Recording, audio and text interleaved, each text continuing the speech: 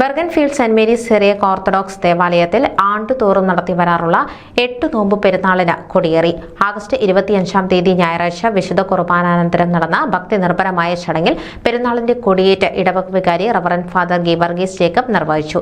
വിശുദ്ധ ദൈവമാതാവിന്റെ ഓർമ്മ പെരുന്നാളും കാലം ചെയ്ത പുണ്യശ്ലോകനായ ശ്രേഷ്ഠ ബസേലിയോസ് പൗലോസ് രണ്ടാമൻ ഭാവയുടെ ഓർമ്മയും ഈ വർഷം ആഗസ്റ്റ് 31 ശനി മുതൽ സെപ്റ്റംബർ 7 ശനി വരെയുള്ള തീയതികളിൽ ഭക്തി ആദരപൂർവ്വം നടത്തപ്പെടും.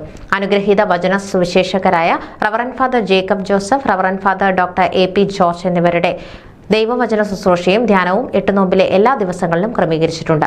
ആത്മശരീര മനസ്സുകളുടെ നവീകരണത്തിനായി കർത്തൃസന്നിധിയിൽ ശുദ്ധിമതിയായ അമ്മയുടെ അനുഗ്രഹീത മധ്യസ്ഥതയിലായിരിക്കുവാൻ ഏവരെയും സ്നേഹപൂർവ്വം ക്ഷണിക്കുന്നുവെന്ന് ഭാരവാഹികൾ അറിയിച്ചു.